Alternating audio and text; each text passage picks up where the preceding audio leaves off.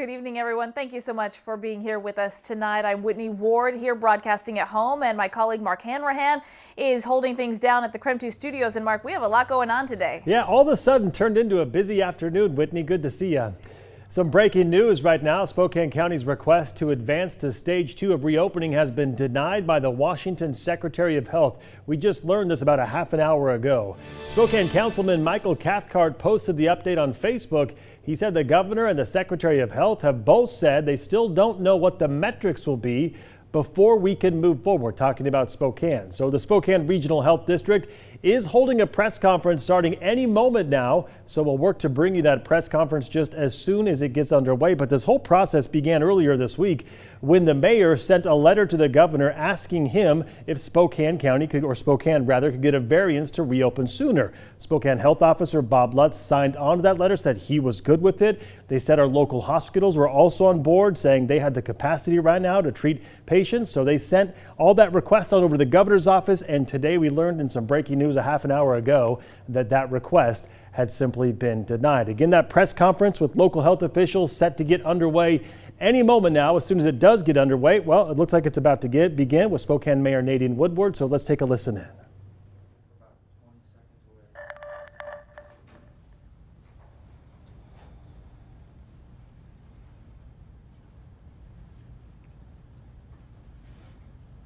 Just let me know when you're set. Okay. Good to go now. Okay, I'm gonna go. Well, good evening. Thanks for being with us on this Thursday, 5 o'clock news briefing. I'm Spokane Mayor Nadine Woodward, and we are talking about our variance request to the governor, Jay Inslee, and a quite quick answer. Answer was not what we expected it to be. We are disappointed, but we are hopeful. I'm taking this as not a no. This is a not yet. And I am very thankful that our request was considered by the governor and the Secretary of Health. And I am even more thankful that we were proactive in sending our request as early as we did. Because I firmly believe that our data, our Inland Strong case, is what our governor is now using to develop criteria to open counties our size.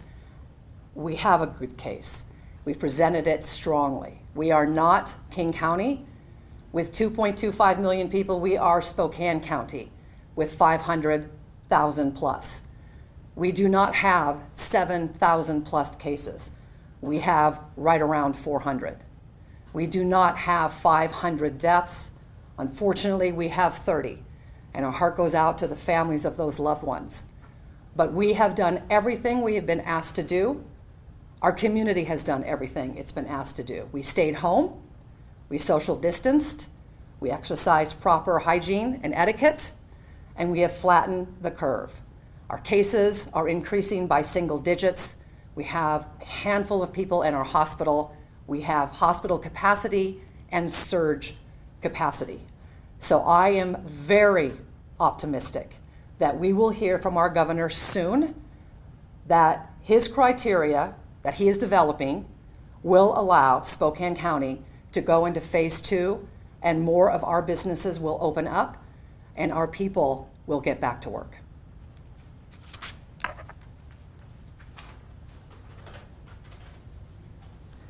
That was Spokane Mayor Nadine Woodward right there saying flat out she is disappointed, but she believes the governor and his office's denial of their variance request to move to stage 2 quicker. She says she's not taking it as a no, but as a not yet. She continues to urge the governor, saying, look, we here in Spokane County, we're not King County. We don't have the population you do. And she believes we have all the pieces in order to move to stage 2 quicker. So she ended that press conference right there saying she's optimistic that we'll hear from the governor soon. Okay, we want to go back actually now to that press conference once again put on by local health officials. Let's take a listen. I wanted to recognize that we're going to continue to advocate for our business community, our family businesses that are being impacted. I mean, the stories are continuing to come out of businesses that will not resume once we get into phase 2. Whether it's the YMCA laying off over 500 people or Tomato Street closing their downtown location for good. We recognize there's an impact We're trying to work together to do this. And we're really hoping that our criteria in case the statistics and metrics that we put forward to the state will be considered as they look at what the criteria is. And we really hope that the governor and the secretary are able to come up with those criteria sooner than later, because these impacts are large. Our community is ready. We're willing to take on the challenge and task. We're very entrepreneurial and can come up with great things to do and accomplish. Our health officers recommending mask wearing for the public. I see a lot of us starting to do that more often and more as we go out into the community. So we're willing to do what it takes to slow the spread of this virus. We have great resources in the medical industry. Our hospital systems here support multiple counties in our region. And so we have the necessary tools and equipment to make sure that people are treated if they come down sick and get ill. And so again, we are a community that is ready and willing and put our data forward and hope to hear more metrics and clarity for what the process can be for larger counties going forward. And so I'm hopeful. I think we all are, and we're eager to hear more from the state and the governor's office as to what those criteria may be, because we still believe that we have a strong case moving forward. Thank you.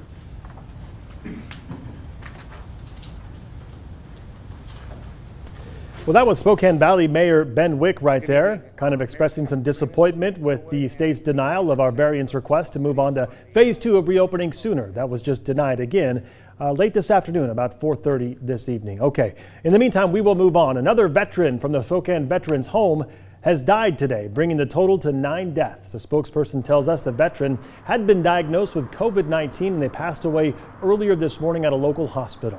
The Veterans Home has a total of 46 residents who tested positive for the virus and 24 staff members. 4 residents at the Spokane Veterans Home who were sick with COVID-19 from the VA Medical Center last week successfully recovered. That's a bit of good news. In order for the veteran resident to return to the VA Medical Center, the resident has to test negative twice within 24 hours and quarantine for 14 days before heading to their rooms. Idaho Governor Brad Little is giving the go-ahead to begin stage 2 of reopening in Idaho as scheduled this Saturday, May 16th. Stage 2 includes businesses such as restaurants and hair and nail salons and gyms too. Restaurants must submit a reopening plan and have it approved by the local public health district before being allowed to serve in dine-in customers. Little announced one big change. Bars can reopen in stage 3 on May 30th instead of waiting until June 13th and the start of stage 4.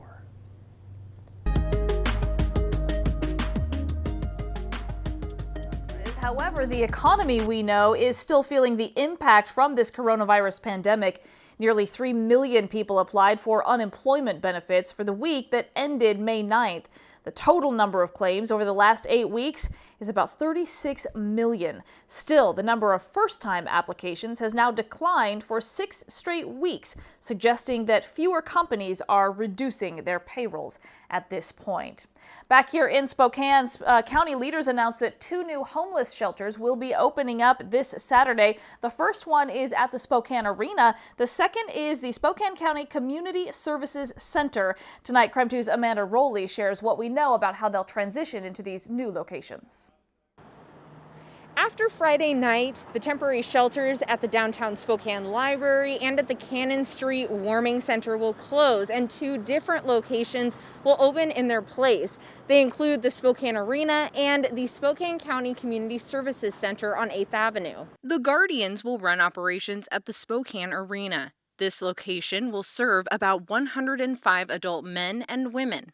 The Hope House will be able to serve about 60 women at the Community Services Center located near Sacred Heart Hospital. Both shelter locations will be used to meet the regional 90-day continuous stay shelter need for unsheltered adults. Local homelessness experts selected these locations because they meet requirements including availability for the 3 months and access to restroom and shower facilities. Founder of the Guardians, Mike Shaw, says the shelter at the arena will have 24-hour security.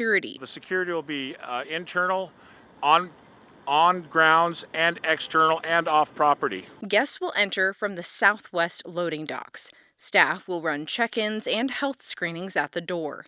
To be clear, though, guests will only have limited access to a small sectioned-off area of the arena. They will not be allowed to roam around. Both organizations will facilitate transportation to their respective locations from the closed shelters. Brian Coddington with the City of Spokane says about 20 people will remain at the Cannon Street Warming Center for about 7 more days after Saturday, while additional bunk beds arrive.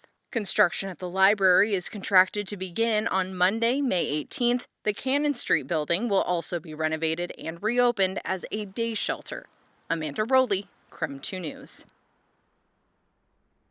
All right, we also quickly want to go back to some of the breaking news that we've been covering here for the last half an hour, which is that the variance for Spokane County to try and move into the next phase of reopening was denied today. Spokane County Sheriff Ozzie Knezovich is speaking right now, so let's take a listen. We need to do as good a job as we did on one as with the other. That's where we need to be focused right now. Because there are families out there depending on the work that we do. And they're depending on the leadership of this state to get them through this. So when I talk about this, I talk about what I see in my community. And right now I really don't like what I see.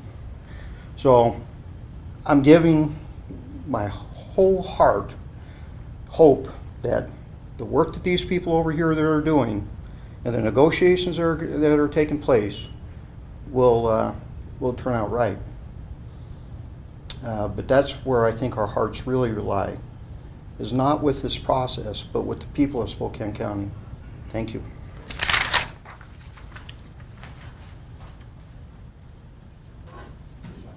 Questions? Can we take any questions? You guys want to do questions? Yeah, that'd be great. Okay. All right, if you're just tuning in, we've been showing you portions of a press conference being held by local leaders in response to the governor denying Spokane County's request to move on to stage 2 of the reopening process sooner. We thought that we had a good process in place, local leaders said, and to be able to convince the governor to allow Spokane County to move to phase 2. That was denied today. We'll have much more on that coming up in our 6 p.m. broadcast. In the meantime, let's move on now and talk about our forecast, because kind of stormy weather out there in the inland Northwest today, but Saturday, Tom, looking pretty good. It sure is looking good, Mark. If you'll come with me now over to the KREM 2 remote weather window, we'll take a live observation. We had some light rain move through just about 15 minutes ago.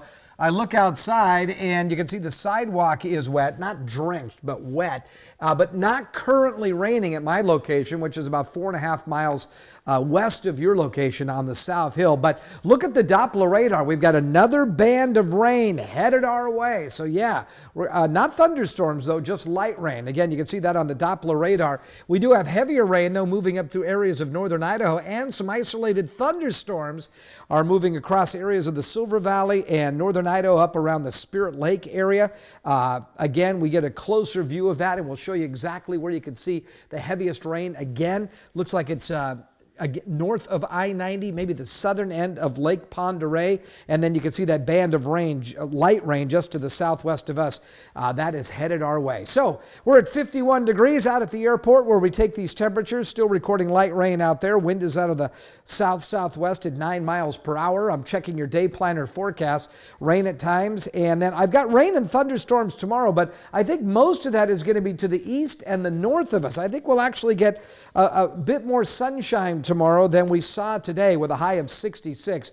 Always, Mark, I'm looking ahead to the weekend. It's my duty to do that to you, Mark, and you, the viewer. 72 on Saturday, more stormy weather moving in late Saturday night into Sunday. I'll check your 7-day forecast in just a few minutes. I always appreciate the fact you look ahead to the weekend, even if it's Monday, Tom, right? Got to have something to look forward to. Absolutely. All right, we'll take a quick break and be right back with more news.